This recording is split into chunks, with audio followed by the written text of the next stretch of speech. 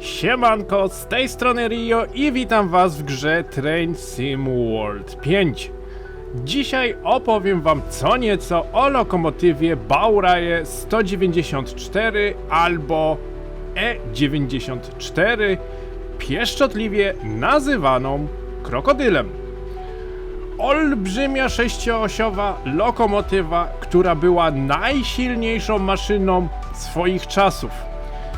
Wejdźmy na pokład, przygotujmy jednostkę do jazdy i zaczynajmy naszą zabawę.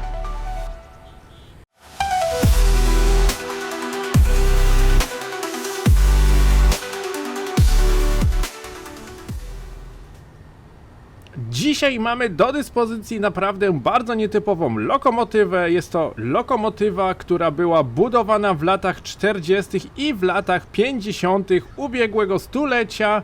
Niektóre egzemplarze przetrwały do dzisiaj, niektóre egzemplarze trafiły do muzeum, ale co dokładnie jest to za lokomotywa, co dokładnie się z tymi pojazdami działo, opowiem wam po drodze. Wejdźmy na pokład i zacznijmy pomału przygotowywać maszynę do jazdy. Zacznijmy od pantografów. Musimy oba pantografy podnieść. No, słychać jak prąd przepływa. Teraz zamykamy wyłącznik szybki. Ustawiamy nastawnik kierunku jazdy do przodu. Kombinacją klawiszy Ctrl i Numpad Enter włączam sobie PZB. Tutaj taka żółta kontrolka się zaświeciła. Ta lokomotywa i tak może jeździć tylko i wyłącznie w jednych ustawieniach PZB, chociaż tutaj w tym pojeździe to nie jest do końca PZB, tylko to się nazywa Induzi. Także jest to dużo bardziej prostszy system niż PZB, ale polega na tych samych parametrach. Włączamy światła z przodu, 3 światła białe. Zobaczmy, czy się 3 latarki z przodu świecą. Mamy. Teraz tak. Podświetlenie instrumentów. Lampka na naszym tam biureczku. Tu są wycieraczki. Maszynownia. Dobra. Tutaj nie musimy nic robić. Aktywujemy nasz hamulec zespolony. Luzujemy hamulec lokomotywy. Patrzymy. Już wyjazd mamy podany. Włączamy sobie chłodzenie silników trakcyjnych na jedyneczkę. Włączamy sobie również kompresor. Zaczyna się robić coraz głośniej w lokomotywie. Luzujemy hamulec. Tutaj jest manometr od luzowania hamulca. Czerwona strzałka jest to powietrze w cylindrze hamulcowym.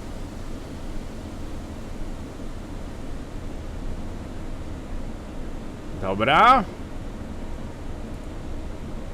A tu jest wyłączanie pantografów. Tak się jeszcze trochę rozglądam tutaj po tej lokomotywie. Lokomotywa wyszła naprawdę niedawno. Zaledwie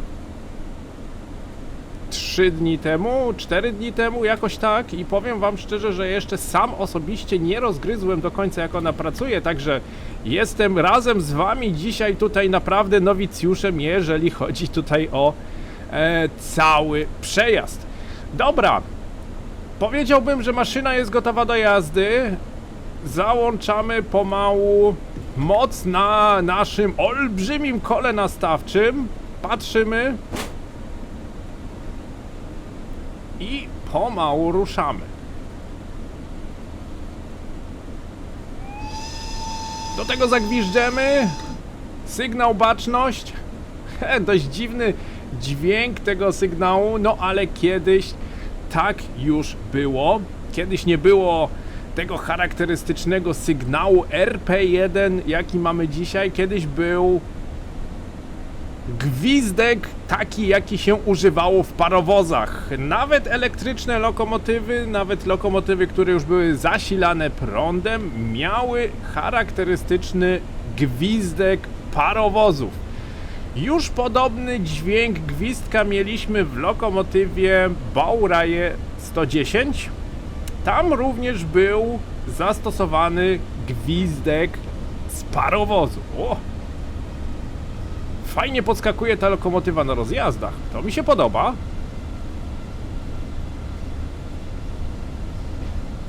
No, super sprawa. Dobra. Mamy na kole nastawczym 18 stopni pełnych i prawie że tyle samo pół stopni. Jest to jedyna lokomotywa, która posiada na swoim kole nastawczym nie tylko pełne stopnie, ale również pół stopnie. Między każdym stopniem jest jeszcze połówka kolejnego biegu, połówka kolejnej pozycji na nastawniku i tutaj jest nawet pokazane, czy jedziemy na biegu pełnym, czy jedziemy na połówce.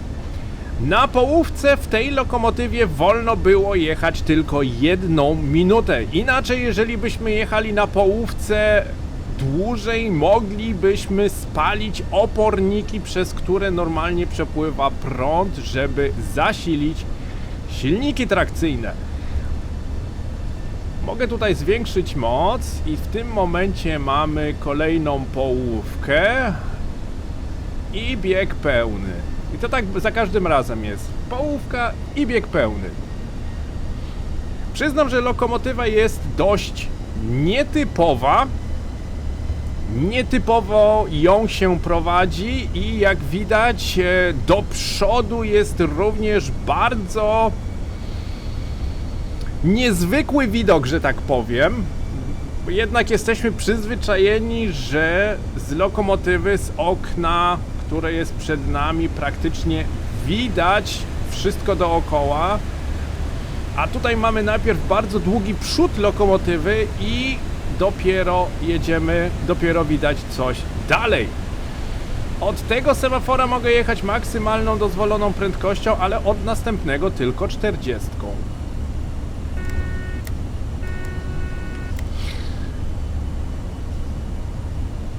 Mruga to tutaj, powiem wam szczerze, że w dzień tych kontrolek tutaj nie widać, żeby było jakoś wybitnie podświetlone. W nocy tej lokomotywy jeszcze nie prowadziłem, także nie mogę powiedzieć, czy widać kontrolki, czy nie. W każdym bądź razie potwierdziliśmy induzji, ponieważ w tych lokomotywach nie było jeszcze PZB. PZB 90 zostało wprowadzone dużo później niż czasy, w których ta lokomotywa była budowana. Induzji polega na tej samej zasadzie co PZB, jest tylko troszeczkę bardziej uproszczone. Sami widzicie, w tym miejscu mamy tylko ustawienia 75, ta lokomotywa nie może jeździć w innych ustawieniach. Tutaj jest prawdopodobnie kontrolka magnesu 1000 Hz, także ja nawet nie wiem, czy ta lokomotywa magnes 500 Hz łapie, czy nie. Przed nami semafor wyjazdowy, świecący się na zielono i pomarańczowo. Wyjazd mamy podany z maksymalną prędkością 40 km na godzinę. Przyznam, że bardzo mi się podoba dźwięk w lokomotywie, jaki został zrobiony. To, że ona podskakuje wszystkimi osiami na rozjazdach. O, jakie stare wagony! Stare wagony klasy drugiej, prawdopodobnie na 100% dodane do tej lokomotywy, ponieważ mimo to, że to lokomotywa 6-osiowa, najsilniejsza lokomotywa tamtych czasów, bardzo dobrze sprawdzała się przy przejazdach pasażerskich. Nie tylko miała dużo mocy, żeby ciągnąć pociągi towarowe, szczególnie ciężkie pociągi towarowe i po liniach górskich najczęściej, to również miała tutaj ogrzewanie pociągu, które można było włączać i wyłączać. 1000 V ogrzewanie pociągów. Bardzo świetnie nadawało się właśnie do ogrzewania przedziałów pasażerskich i dzięki temu... Uj, ale głośno! I dzięki temu pasażerowie mogli podróżować zimą i dlatego też ta lokomotywa świetnie się do takich przejazdów nadawała. Staram się tutaj rozpędzić, jednak zmiana tutaj przełączników, to znaczy tych przełączników, tych poziomów na kole nastawczym jest dość długa. Trzeba naprawdę przycisnąć ten guzik na troszeczkę większą moc, żeby można było poczuć... A nie, czekajcie, my mamy jeszcze 40, nie możemy tu się... Dobra, rozpędzamy się do 90 i patrzymy, zaraz sobie obejrzymy tą jednostkę z zewnątrz. Wyjeżdżamy w tym momencie ze stacji dworca głównego w Koblenz i już znajdujemy się na głównym szlaku w kierunku Mainz. Ta lokomotywa jest dedykowaną lokomotywą do linii Koblenz-Mainz. Na tej linii kolejowej są dostępne dwa scenariusze. Ja sobie do dzisiejszego filmiku wybrałem zwykły, najzwyklejszy przejazd rozkładu jazdy. Jak już powiedziałem, jeszcze nie rozgryzłem do końca, jak ta lokomotywa pracuje. Przejdę te dwa scenariusze i wtedy zobaczę, czy po prostu będą warte pokazania, czy nie. Jeżeli będą warte pokazania, to na 100% przejedziemy się jeszcze przez wszystkie scenariusze. 18 stopni na kole nastawczym, ustawmy 10 tutaj. Zobaczmy, jaki mamy dzisiaj pociąg. Interesowałby mnie tonaż 840 ton. To nie jest zbyt dużo. Lokomotywa nie powinna mieć problemów z rozpędzaniem się. Także podejrzewam, że nie dojdziemy do maksymalnej tutaj, do maksymalnego stopnia, do 18. Podejrzewam, że tyle mocy nie będziemy tutaj potrzebować.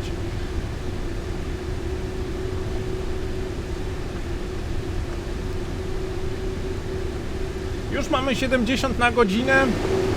Lokomotywa w charakterystycznym zielonym malowaniu. Otóż to malowanie kiedyś było standardowym malowaniem w Niemczech. Kolor ten nazywa się Oxidgrün, co oznacza w tłumaczeniu utleniona zieleń. Na taki kolor kiedyś malowano lokomotywy i powiem wam szczerze, że malowanie te zostawili przy lokomotywach stojących dzisiaj w muzeum. Muzealne lokomotywy Baureihe 194 są naprawdę w oryginalnym malowaniu. W tym malowaniu kiedyś nie było tego charakterystycznego malowania czerwonego, jakie miało Deutsche Bahn. Kiedyś Deutsche Bahn w zasadzie nie istniało w takim, jakby to powiedzieć, w takiej wielkości, jaki jest dzisiaj, ponieważ Niemcy były bardzo długo podzielone. W zasadzie od czasów wojennych ta lokomotywa jeździła we wschodnich i w zachodnich Niemczech. W zachodnich Niemczech, w RFN była to właśnie Deutsche Bahn, a we wschodnich Niemczech, czyli w NRD, było to Deutsche Reichsbahn. Także to już jest podstawowa różnica między wschodnimi i zachodnimi Niemiec. Ta lokomotywa trafiła do obu i spełniała swoje zadania jak należy. Bardzo charakterystyczna lokomotywa. Lokomotywa była stosowana na tak zwanych Rampenlinien, czyli w tłumaczeniu, już mówiłem, we wszystkich nazwach, jeżeli pojawi się rampa albo rampen, są to linie kolejowe z bardzo dużymi podjazdami. Lokomotywa ta dawała sobie radę na podjazdach nawet do 3%, tu gdzież 30 promili, w zależności tego, jak kto sobie przelicza. Ja bardziej lubię procenty, ale niektórzy przeliczają podjazdy w promilach. Może nie tylko podjazdy, ale tutaj chodzi mi o oczywiście o kolejowy zwrot, nie? Promili można mieć więcej lub mniej, raczej mniej niż 30 promili, kurde, to już trzeba byłoby być, można byłoby się już nabawić, kurde, bardzo dużych komplikacji. W każdym bądź razie, lokomotywa, bardzo silna lokomotywa, 6-osiowa lokomotywa głównie do przejazdów towarowych, na stromych liniach, na liniach górskich i na liniach, na których właśnie zdarzały się strome podjazdy. Z tego co kojarzę, Frankenlinie była jedną z główniejszych linii kolejowych. Te lokomotywy właśnie jeździły tam w obiegu właśnie Frankenlinie. Zdziwił mnie fakt, że oryginalnie pokazano tą lokomotywę najpierw na austriackiej linii kolejowej. Znamy tą linię kolejową z dodatku Innsbruck-Garmisch-Partenkirchen. Tyle tylko, że tam ta lokomotywa była czerwona i nosiła nazwę ÜBB 1020. Jest to, jakby nie patrzeć, lokomotywa niemiecka, była produkowana w Niemczech, była tutaj projektowana i wytwarzana i właśnie dlatego mnie to trochę zdziwiło, że postanowili tą lokomotywę najpierw zaprezentować w barwach ÜBB. Oryginalnie ta lokomotywa jest faktycznie niemiecka, to nie jest austriacka lokomotywa, jak wielu by myślało i jak wiele osób uważa, bo czytałem właśnie, że wiele osób myśli, że ta lokomotywa z Austrii pochodzi, no ale raczej to nie jest to. Ta lokomotywa była faktycznie budowana w Niemczech. Była budowana w okresie wojennym w latach 1940 do 1945 i w okresie powojennym w latach 1954 do 1956. Wyprodukowano w sumie 197 jednostek. W zależności od tego, po której stronie Niemiec ta jednostka jeździła, miała nazwę Baureihe 194, czyli to charakterystyczne BR 194 i we wschodnich Niemczech miała nazwę E94. W sumie wszystko to, co jest BR, czyli Baureihe, seria, wszystkie nazwy są to nazwy Deutsche Bahn. Wszystkie lokomotywy, które nazywają się BR, są to jednostki należące do Deutsche Bahn. Lokomotywy, które tego nie miały, lokomotywy, które nazywały się na przykład seria E94, mamy na przykład lokomotywę V100, tudzież 204, Baureihe 204. Wszystkie takie inne nazwy tych lokomotyw są to lokomotywy, które kiedyś należały do Deutsche Reichsbahn. Jeździły po prostu we wschodnich Niemczech pod inną numeracją i pod innymi oznaczeniami. Dopiero po zjednoczeniu Niemiec, kiedy to Deutsche Bahn zjednoczyło się wschód i zachód, dopiero wszystkie możliwe maszyny zaczęto oznaczać BR i swój numer. Dlatego w tym dodatku, ta lokomotywa ma w zasadzie dwie nazwy, BR 194 i E94. Także nazewnictwo w zależności od strony Niemiec, takie też nazewnictwo. Lokomotywa jest naprawdę bardzo charakterystyczna, jeżeli chodzi o swój wygląd. Jest to faktycznie lokomotywa w bardzo dużym stopniu przypominającą swoją pieszczotliwą nazwę. Ta lokomotywa pospolicie jest nazywana krokodylem. Jeżeli w Niemczech gdziekolwiek pójdziecie do jakiegoś muzeum kolejnictwa, czy będziecie rozmawiać z jakimiś miłośnikami kolei i powiecie krokodyl, każdy będzie wiedział, co to jest za lokomotywa. Jadę za szybko, tu widocznie jest trochę z górki, a ja mam zadane za dużo mocy na naszym niesamowicie dużym kole nastawczym. Co do tego koła nastawczego, to jest to faktycznie bardzo nietypowy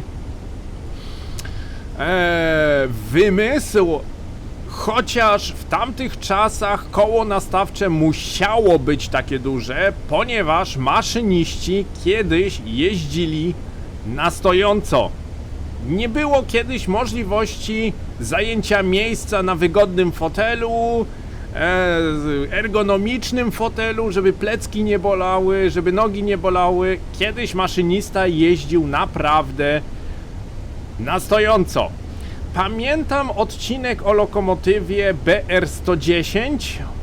Tam właśnie opowiadałem o tym, że jest to jedna z pierwszych lokomotyw, gdzie maszynista już siedzi. Zajął swoje miejsce praktycznie w pozycji siedzącej za sterami lokomotywy. Tutaj, jak widać, duże koło nastawcze musi po prostu być, ponieważ maszynista stoi. Jak ma małe kółeczko tutaj obsługiwać, jak ma ten nastawnik obsługiwać naprawdę w pozycji stojącej, jak byłoby to, nie wiem, jakaś mała kierownica od samochodu.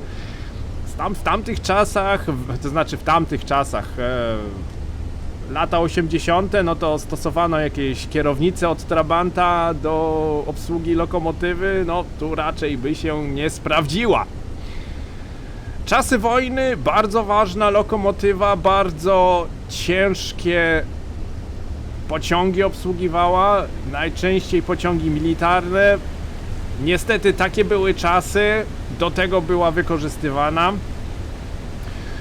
Po wojnie część lokomotyw trafiła na Niemcy wschodnie, część lokomotyw trafiła na Niemcy zachodnie i spełniały swoje wymagania. Kursowały bardzo często właśnie ze średnio ciężkimi i ciężkimi pociągami towarowymi. I tu gdzieś, jak już wspomniałem, kursowała po liniach górskich lub po liniach z bardzo dużymi podjazdami. Lokomotywa był... O, czekajcie, chciałem wam tutaj... A, to jest do 100, tylko zapowiedź ograniczenia. My i tak możemy jechać 90. Bardzo ładna lokomotywa tutaj akurat na tle rzeki Ren. 2 pantografy w górę. Kawał maszyny. Bardzo świetnie wyglądająca.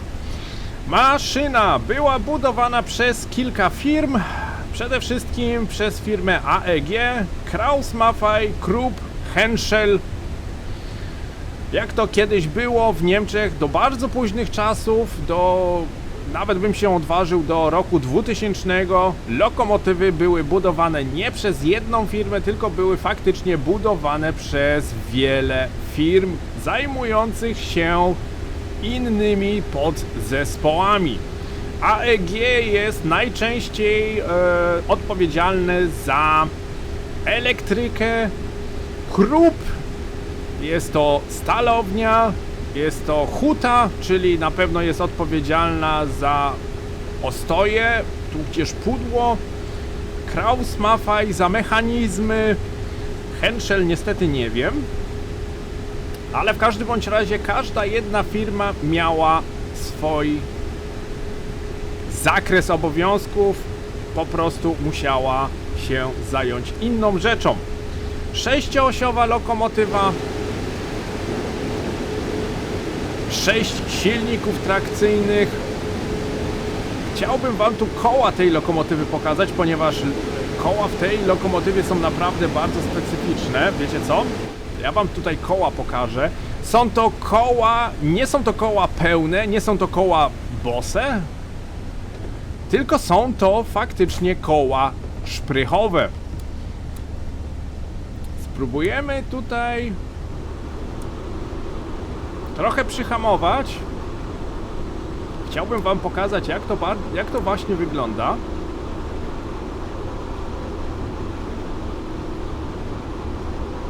Sterowanie tej lokomotywy jest bardzo nietypowe. Do niego należy się przyzwyczaić. To nie jest tak... O, patrzcie, krokodyl w drugą stronę jedzie z węglarkami. Super sprawa. To nie jest tak, że w tej lokomotywie wsiądziemy i intuicyjnie już wiemy, jak ona działa. No niestety tak nie jest. O, widzicie, tu jest bardzo dobrze pokazane. Koła tej lokomotywy są to faktycznie koła szprychowe. One nie są pełne, tylko one są naprawdę podziurawione, że tak powiem. Było to spowodowane tym, że chciano zaoszczędzić... Rozpędzę się? Czekajcie, bo nie chcę tutaj, żeby mi gdzieś jakoś wybiło...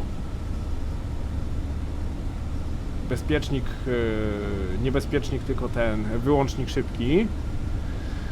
Chciano koniecznie zaoszczędzić wagi tej lokomotywie. Nawet im się to udało, ponieważ na tak dużą lokomotywę wyrobili się w 121 tonach. Ta lokomotywa faktycznie osiąga 20,2 tony na oś. Co za tym idzie, nie przekroczy troszkę tylko, ale praktycznie trzyma się w granicy tych, ja to nazywam magicznych 20 tonach. Magicznych 20 tonach z tego właśnie powodu, że może ta lokomotywa jeździć praktycznie w każdym jednym miejscu, po każdej linii kolejowej. W tamtych czasach oczywiście zelektryfikowanej, ponieważ kabel w czasach powojennych, w latach 50., 60., 70. niestety nie wisiał nad każdą linią kolejową, ale wszędzie tam, gdzie ta linia kolejowa była zelektryfikowana, po prostu ta lokomotywa mogła jeździć. Naprawdę im się udało osiągnąć z tak dużej lokomotywy masę 120 ton. Oczywiście 120 ton, 6 osi, 6 silników trakcyjnych, bardzo dobre przełożenie mocy na koła, bardzo dobra przyczepność, 6 ton, 6 osi. Świetnie sobie tutaj właśnie radzi z przekładaniem mocy na torowisko. Dość dobrze przyczepna, nie ślizga się tak, bynajmniej mi się jeszcze nie zdarzyło wprowadzić tej lokomotywy w poślizg, chyba że na pewno jakbym z postoju wkręcił od razu może jakiś 15-17 level na kole nastawczym, to wtedy może by zaczęła ta lokomotywa kołami boksować, ale podejrzewam, że wcześniej by wywaliło wyłącznik szybki, także to też z tym tak różnie mogłoby tutaj w grze być. W rzeczywistości naprawdę maszyna, która spełniała swoje zadanie. Maksymalna prędkość tej maszyny jest tutaj widać 90 km na godzinę, chociaż z tej strony byłoby to lepiej widoczne. Maksymalna größte Geschwindigkeit 90 km na godzinę. Szybciej ta lokomotywa nie mogła jeździć, chociaż ona w tamtych czasach też szybciej jeździć nie musiała. To była głównie lokomotywa do przejazdów towarowych, z pasażerskimi niekoniecznie. Ta lokomotywa nawet na dużych podjazdach jeździła między 50 a 60 km na godzinę, także prędkości takich dużych nie osiągała. Za swoich czasów, jak ta lokomotywa była budowana, to było i tak szybko i na pewno było bardziej optymalnie cała moc wykorzystana niż w parowozach, ponieważ ta lokomotywa zaczęła pomału parowozy przyczyniała się do tego, że parowozy znikały właśnie z różnych linii kolejowych, ale nie dziwmy się, jednak prąd elektryczny jest bardziej optymalny, jest lepszy po prostu do jazdy niż parowozy.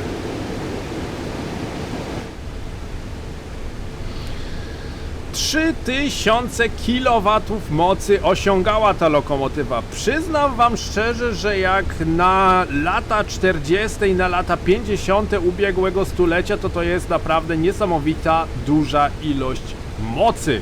3000 kW jest już naprawdę sporo. Szczególnie, że wtedy nie budowano tak silnych lokomotyw. Właśnie w czasach, kiedy ta lokomotywa była budowana, była to naprawdę najsilniejsza lokomotywa swego czasu. 363 kN siły pociągowej. Ta lokomotywa radziła sobie z każdym ładunkiem, z każdą ilością ton na haku. Ciężki pociąg nie miał dla niej problemu, średnio ciężki pociąg nie było problemu, pod górkę nie było problemu. Co do hamulca dynamicznego to nie jestem pewien, bo jeszcze nie rozgryzłem, do czego jest ta wajcha tutaj. Niby jest to motor braking switch, czyli tutaj coś do hamowania silnikiem. Jeszcze tego nie rozgryzłem, czy tutaj w grze jest. Nie doczytałem, czy kiedykolwiek był tutaj hamulec elektrodynamiczny. Skoncentrowałem się bardziej na wyłapaniu tych podstawowych informacji. Oglądałem wprawdzie filmik dokumentalny o tej lokomotywie, ale było bardziej opowiadane o tym, jak te lokomotywy tu gdzieś jedna lokomotywa muzealna przemieszczała się po różnych liniach kolejowych i tam pokazywano, coś tam opowiadano o niej. Także sporo informacji po prostu nie znalazłem, ale nic nie szkodzi. To jest dopiero pierwszy filmik o tej lokomotywie. Lokomotywa została przeze mnie zakupiona, także na 100% prędzej czy później będziemy o niej jeszcze opowiadać.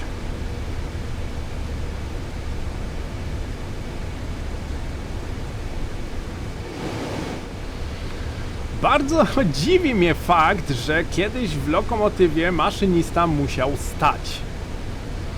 Bo jakby nie patrzeć, pod wieloma względami jest to bardzo obciążające, jeżeli chodzi o organizm. Jeżeli mielibyśmy taką zmianę 8, 9, może nawet 10 godzin, może nawet więcej, bo niektórzy maszyniści mieli dłuższe godziny pracy niż nasz standardowy system w dzisiejszych czasach, to teraz wyobraźcie sobie, stojąc 12 godzin w lokomotywie, która się buja, która się huśta, która się pochyla. Wy musicie utrzymać równowagę, musicie się trzymać tego koła nastawczego tutaj, musicie zadawać moc, musicie uważać tutaj na wszystkie te na te zegary.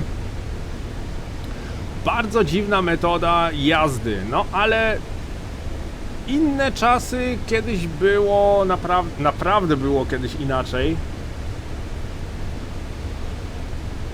W tym momencie fotelik ergonomiczny dopasowany do budowy ciała, przełączniki w zasięgu pola maszynisty, praktycznie wszystko byłoby skumulowane tutaj w obrębie naszej ćwiartki nie maszyny, tylko kabiny maszynisty.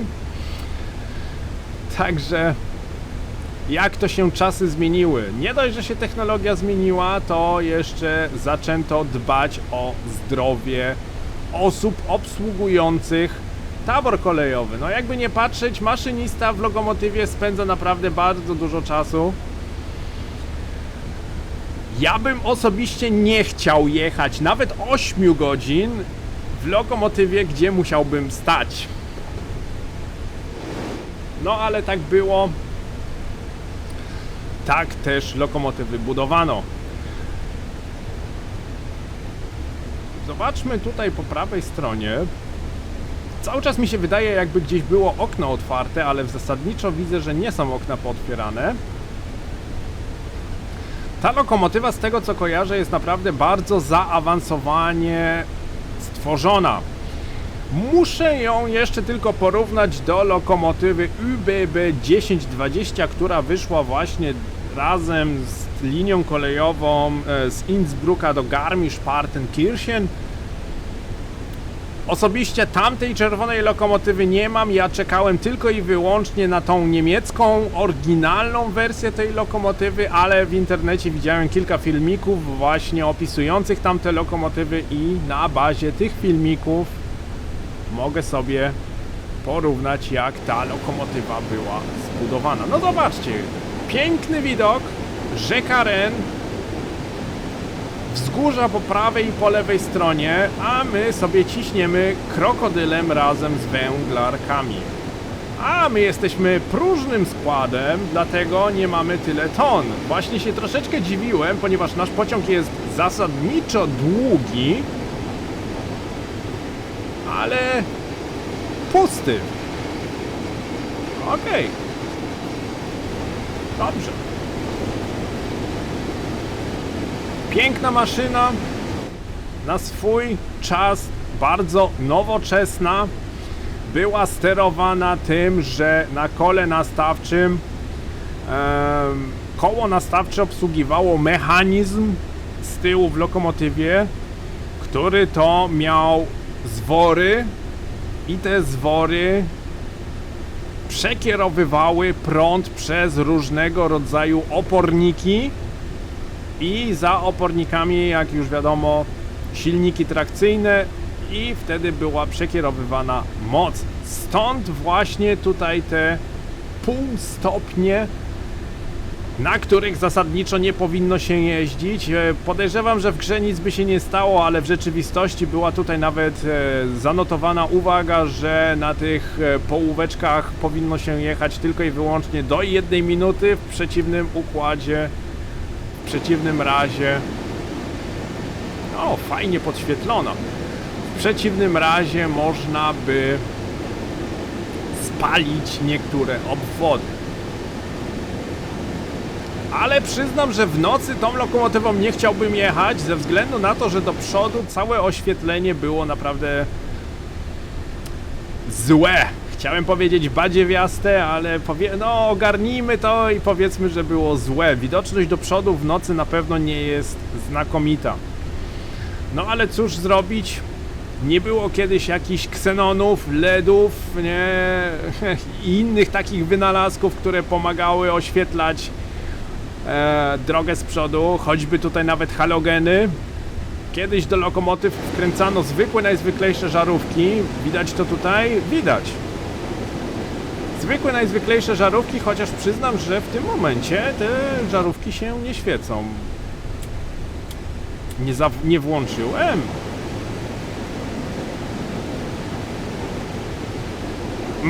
Troszeczkę jestem taki zdziwiony. No ale dobra. O, mamy jeszcze jeden tunel. Czekajcie, mamy teraz włączone te światła. Wyłączyły się? Czy ja ich nie włączyłem? Ja nie wiem w tym momencie. No dobra, trudno. Zaraz zobaczymy.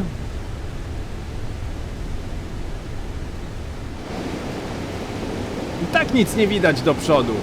Ha! Okej. Co za tym idzie, jazda nocą nie będzie zbyt przyjemna. Trzeba będzie sobie jakoś poradzić porą roku i ustawieniami graficznymi, żeby ogarnąć przejazdy nocą w rozkładzie jazdy. A to mnie zdziwiło.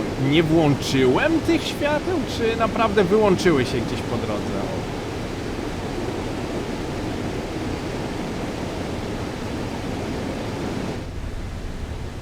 Uwielbiam tą linię kolejową. Ja jestem fanem, olbrzymim fanem linii kolejowej wzdłuż rzeki Ren. Co najciekawsze, na rzece Ren nie ma tylko tej lewej strony, tej lewej linii kolejowej, tylko po prawej stronie, na drugiej stronie, na drugim brzegu przebiega identyczna linia kolejowa z taką niewielką różnicą, że linia kolejowa po drugiej stronie jest bardziej przeznaczona do przejazdów towarowych. powiedzmy tak, lewa strona pasażerska, prawa strona towarowa.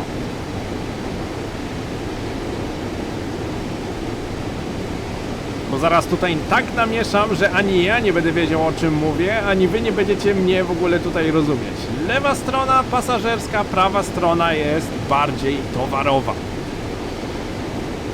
Sporo filmików widziałem właśnie z tej linii kolejowej, z tej doliny, bo widziałem i widziałem filmiki z lewej linii kolejowej i z prawej linii kolejowej i przyznam wam, że jest to jedna z najładniejszych i najbardziej malowniczych linii kolejowych, jakie do tej pory widziałem. Osobiście sam chciałbym się kiedykolwiek przejechać tą linią kolejową.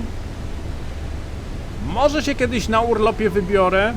W sumie nie byłoby aż tak źle, bo z Dortmundu mógłbym dojechać do Kolonii i z Kolonii właśnie przez Bonn do Koblenz i z Koblenz aż do Frankfurtu. I z Frankfurtu mógłbym sobie nawet wrócić ICE do Dortmundu. Także takie kółeczko bym sobie zrobił.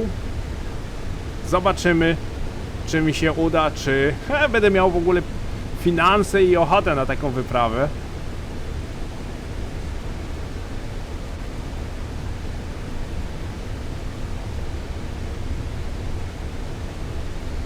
Muszę tą lokomotywę również porównać do tej niby innej, czerwonej ÜBB 1020. No ja nie wiem.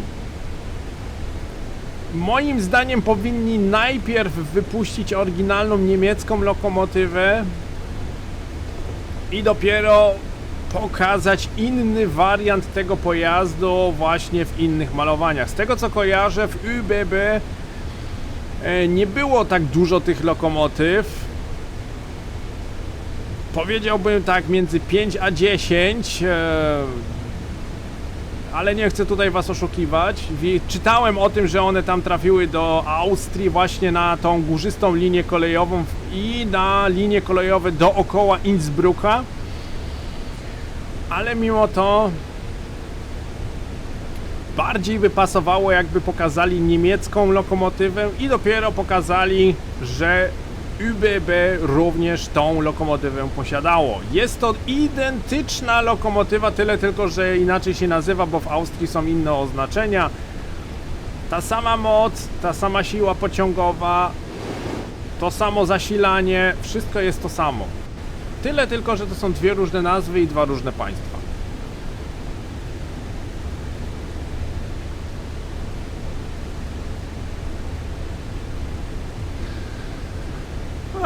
Jeszcze kawałek zostało. Może bym włączył tutaj wyświetlacz, ponieważ ja wyłączyłem wyświetlacz, żeby wam pokazać lokomotywę, ale w sumie jeszcze tutaj można byłoby zobaczyć, ile mamy. Co my tu mamy? Hamulec ręczny. Teraz w przełącznikach 3 światła białe z przodu, ogrzewanie przedniej szyby, ogrzewanie kabiny, niby jakieś 2, cup heating to jest ogrzewanie kabiny i warming cabinet, może maszynownia albo coś, podświetlenie instrumentów, oświetlenie tutaj kabiny, oświetlenie pulpitu, wycieraczki, jakiś rezerwowy i oświetlenie maszynowni. Ciekawi mnie, jak działało to urządzenie. Jest to system telefoniczny ze starych czasów. Mogę wam od razu powiedzieć, że ta sekcja tutaj to jest ta sama sekcja, którą ustawia się w lokomotywie Baureihe 101 Expert, co oznacza 08 jest rodzaj pociągu, 5.0 jest to setna hamowania, a nie, tu brakuje trochę.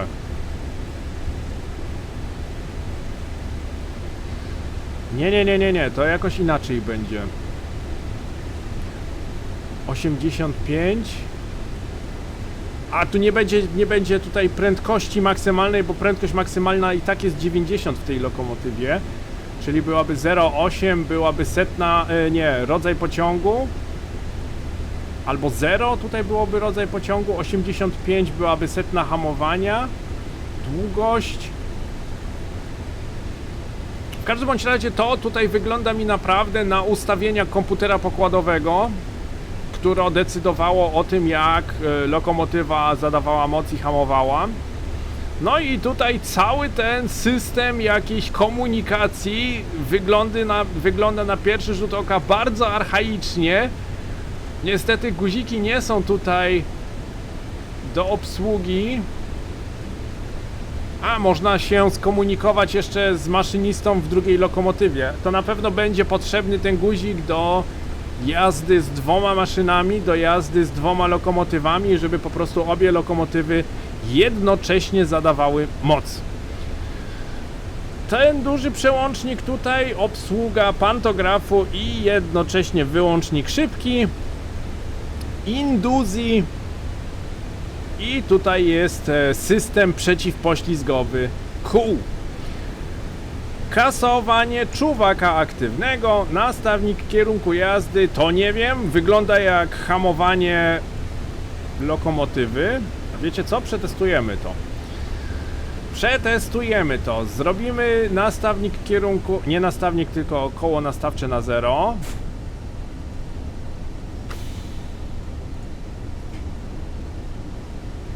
Zobaczymy, co się zmieni.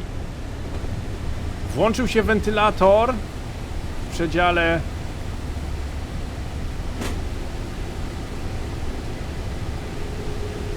A, to tak działa, czyli ta lokomotywa miała hamowanie dynamiczne, co oznacza, że tutaj przełączacie na hamowanie silnikiem i wtedy kręcicie kołem nastawczym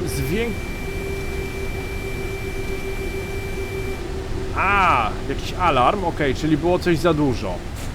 Czyli tak jest jazda do przodu, załączacie wtedy prąd elektryczny na silniki trakcyjne, a tak jest hamowanie dynamiczne i kołem nastawczym wtedy sterujecie mocą hamowania dynamicznego. Bardzo ciekawe rozwiązanie, szczególnie, że ta lokomotywa była naprawdę prawie 70 lat temu budowana. Z tym, że jak było słychać, włączył się jakiś alarm. Muszę jeszcze trochę potestować tą maszynę. Jeszcze nie bardzo jestem przyzwyczajony do tego, jak ona tutaj działa, ale swoją budową, swoją funkcją naprawdę mi imponuje. Bardzo lubię patrzeć, jak w Niemczech kiedyś budowano lokomotywy. Każda jedna lokomotywa, która swego czasu była budowana, była czymś wyjątkowym. Była naprawdę spełnieniem danej potrzeby. Czy to właśnie testowano szybkie przejazdy, jak na przykład Baureihe 103, kontener energii, która to właśnie lokomotywa była potrzebna do ciężkich przewozów towarowych, Baureihe 155. Tutaj mamy idealny przykład, ciężką lokomotywę towarową potrzebowano, no to ją stworzono.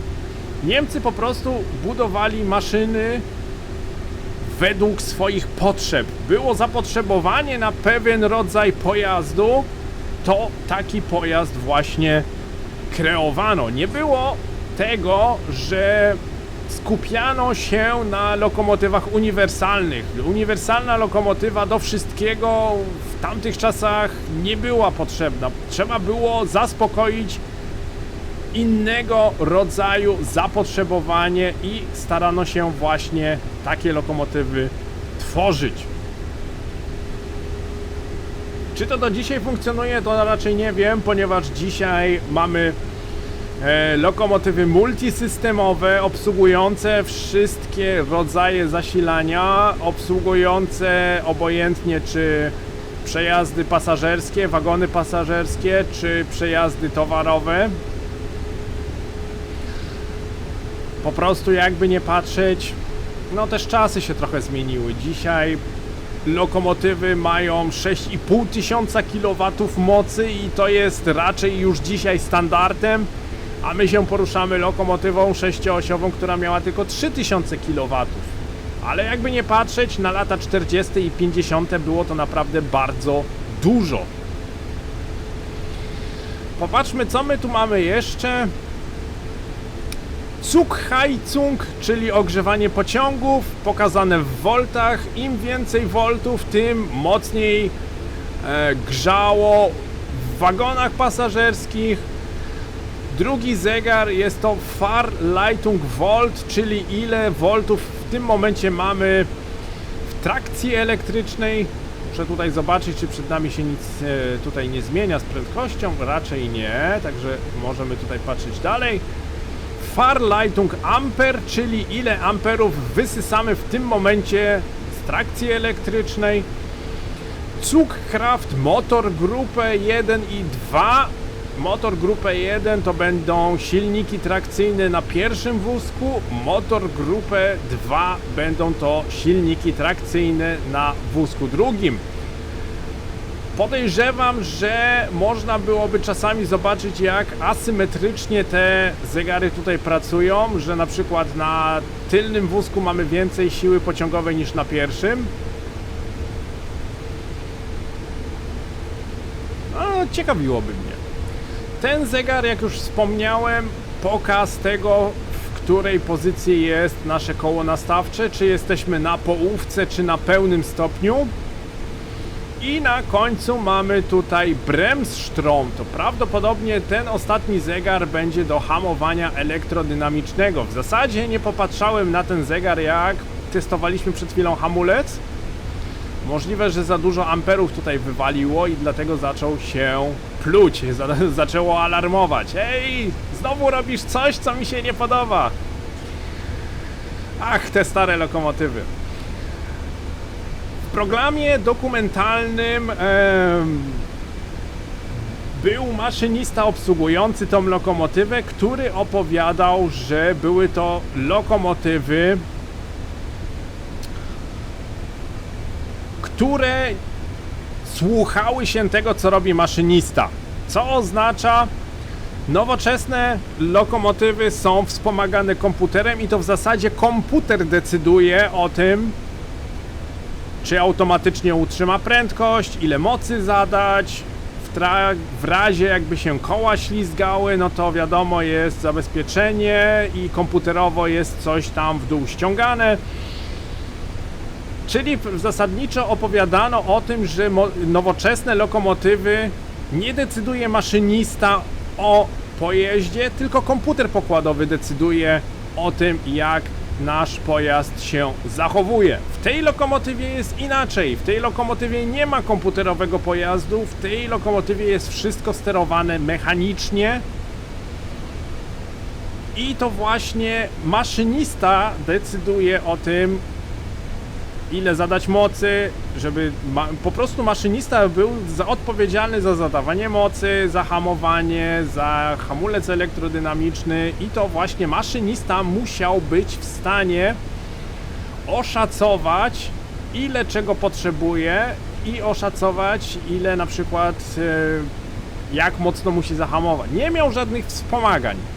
No ale zdziwiłoby mnie, jakby w czasach wojennych i powojennych budowali lokomotywy z komputerowym sterowaniem, nie? To by mnie naprawdę zaskoczyło. Po prawej stronie mamy Lüfter, czyli chłodzenie silników trakcyjnych, Luftpumpe, tak zwany kompresor. Te dwa czerwone punkty tutaj w pozycji poziomej jest załączone, w pozycji pionowej jest wyłączone. Hamulec lokomotywy, hamulec zespolony, gwizdek. Jak już wspomniałem, bardzo podobny gwizdek do lokomotyw parowych. Kiedyś były takie wymogi, takie też gwizdki stosowano. To jest awaryjne wyłączenie gwizdka. Jak to tutaj pociągniemy i wyłączymy, to z gwizdka już nie skorzystamy. Po prostu zawór odcinający. Na suficie mamy jeszcze jedną wajchę, zawór odcinający pantografy. Jeżeli bym to tutaj pociągnął w dół, opadłyby oba pantografy. Ogólnie bardzo fajnie zrobione, czuć klimat starych czasów. Ach, jeszcze nie powiedziałem, tutaj jest SIFA, wyłącznik SIFy. Ten lizak tutaj ustawiamy do góry i wtedy mamy włączoną SIFę, nasz czuwak aktywny.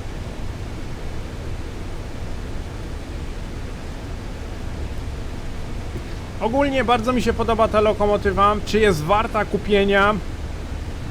Na to pytanie musicie sobie odpowiedzieć sami. Dodatek kosztuje 25 euro, co w przeliczeniu jest około 100 zł. Czy macie tyle pieniędzy? Czy opłaca wam się kupować taką lokomotywę? Musicie sobie na to pytanie sami odpowiedzieć. Ja kupuję swoje dodatki, ale ja też przeliczam pieniądze inaczej, także ja wydaję na zakupy w sklepie więcej niż na przykład wydałem na ten dodatek. 25 euro jest mi łatwiej wydać niż na pewno jakbym mieszkał w Polsce, także ja dystansuję się co do ceny i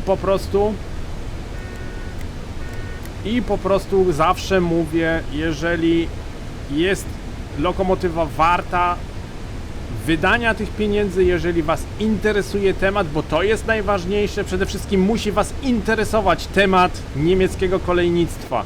Bo jeżeli was nie interesuje temat niemieckiego kolejnictwa, to nawet jeżeli ta jednostka kosztowałaby 50 zł, to i tak będzie zdarzać się, że ktoś marudzi, że i tak jest za drogo. Na siłę nigdy się nic nie kupuje. Jeżeli was nie interesuje, zostawcie temat.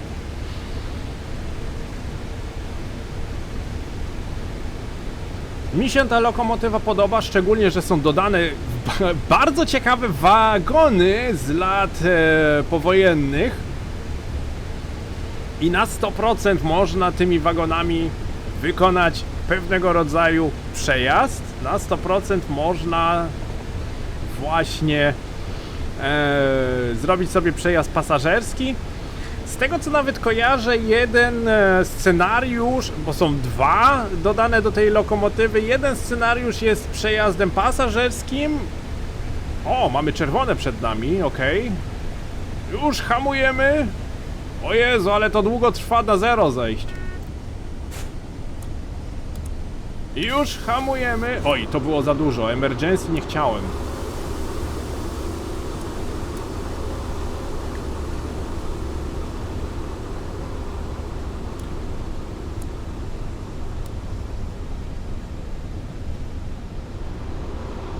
Mamy czerwony semafor.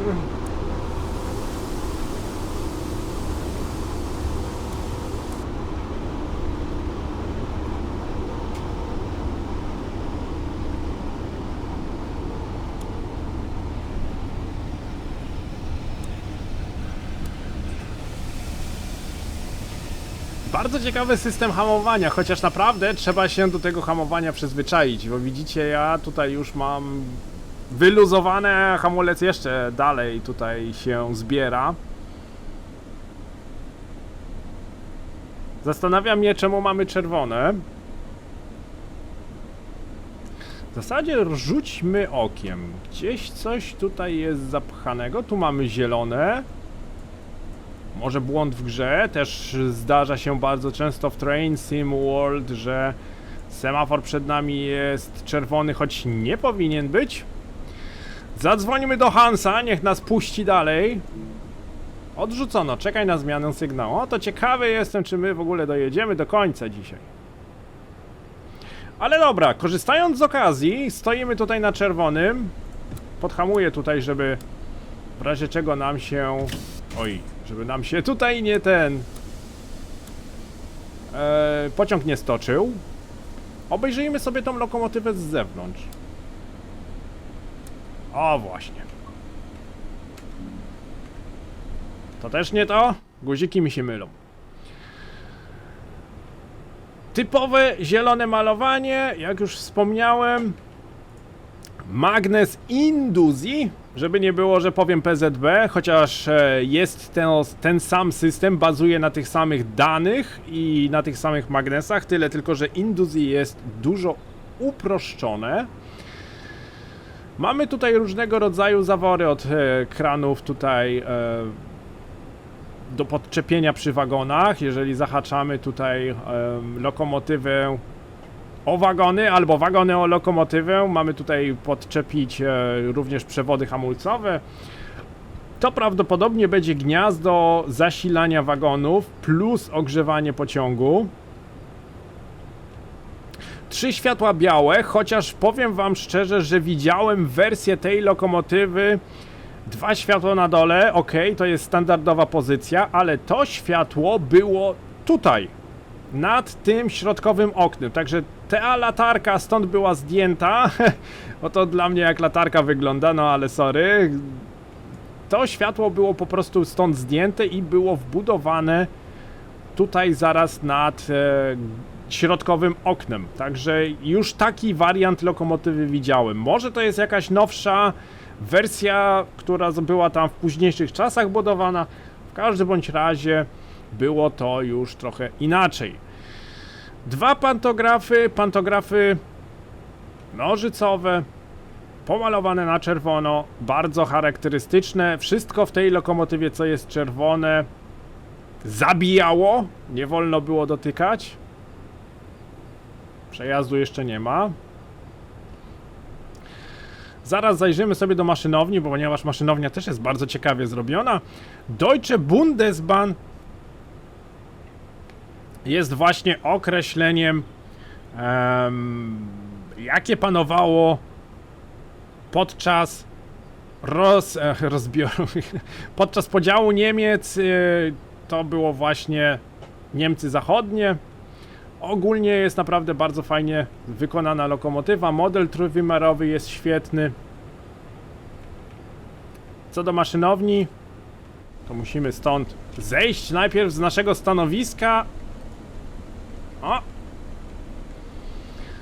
Wentylację silników trakcyjnych. Zapomniałem, jak się nazywają te hamulce takie, co pod koła wagonów się stosuje. Jak już wspomniałem, wszystko co czerwone zabija w tej lokomotywie, wszystko to co jest czerwone jest, są to szyny prądu wysokiego napięcia. Także podczas podniesionych pantografów, szczerze mówiąc, nie chciałbym się znajdować w tej maszynowni. Tutaj są oporniki, Bremswiderstand, Lüfter, Ölpumpe, to są wszystkie bezpieczniki, oporniki. Tutaj jest również szafa wysokiego napięcia.